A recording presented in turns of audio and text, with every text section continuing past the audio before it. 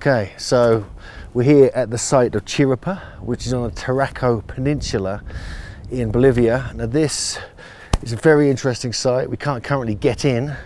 There's no one here. We are here out of season in December 2017, but you can just see the mound and the megalithic enclosure just at the top there.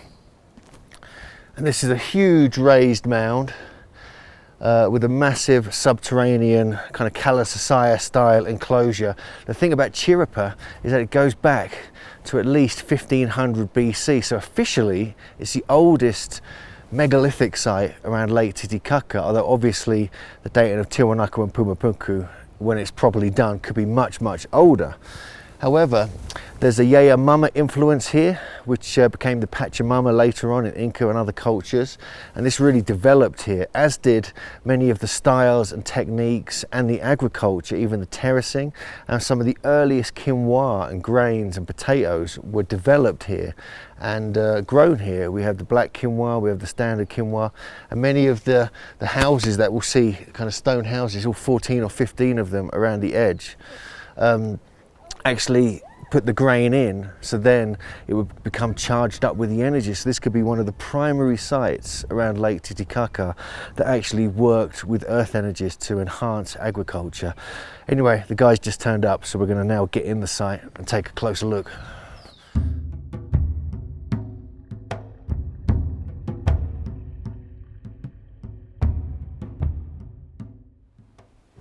So we're in the Chiripa Museum. We managed to get in. We have a couple of the stelae here. See, these are interesting. These have got the same angled tops as we find in Orkney, of all things. Again, is there a Scottish connection? And of course, we have some elongated skulls. Now, I did not know that this site had elongated skulls. So this is quite interesting. Look at this. So these are definitely elongated. They're from the Chiripa culture, from the area. There's no details about the dates, but look at this. This is incredible. So every single culture seems to have elongated skulls. It just blows my mind. And we have jaw bones, ribs, different parts of the human skeleton. Even down here we have more bones. Now these don't look particularly big, or they're not giants or anything, but what we are finding is that the elongated skull people may have even originated here at Chiripa.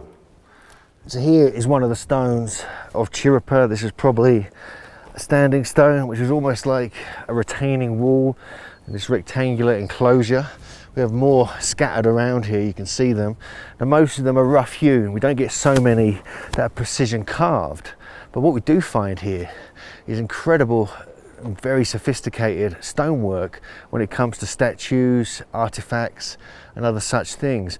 And it's said that this may have even influenced not only Tiwanaku and Puma Punku and the whole culture that flourished from that, but also Pucara on the north side of the lake. And so there were definitely connections all around the lake between these different cultures, but officially, obviously, this is the oldest one.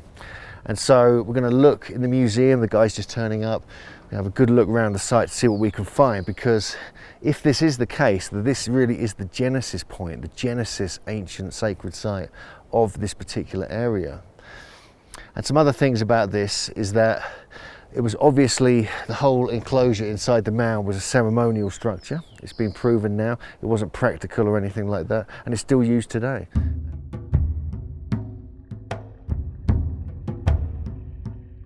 So this is Chiripa, 1500 BC, its earliest date. Very similar to the Calacasaya temple, but a bit more rough hewn stones. No precision carved stones, but very interesting nonetheless.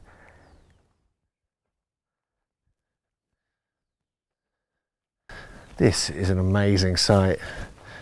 This is, to me, it's one of the most important sites in the whole of South America. It could be the origin point of these the Tiwanaku type culture, the Pucara culture, and the fact that we're finding elongated skulls here, megalithic construction, we have to really question the origins of ancient South America.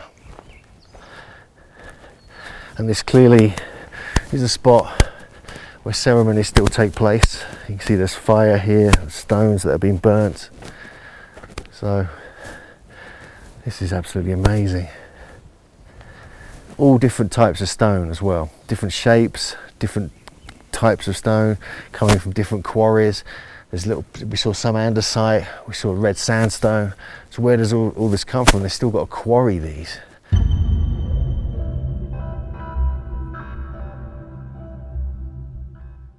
So we're looking kind of northwest, sort of western area.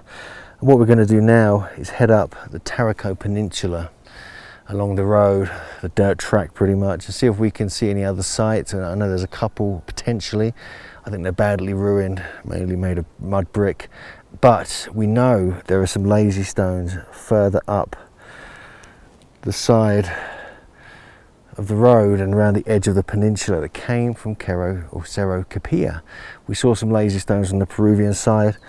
Now it's time to find some on the Bolivian side, and we'll see if there's any roots that come from between here and Tiwanaku and Puma Punku. So farewell Chiripa, thank you for allowing us in, thank you for the local lady who's let us into the museum and the site.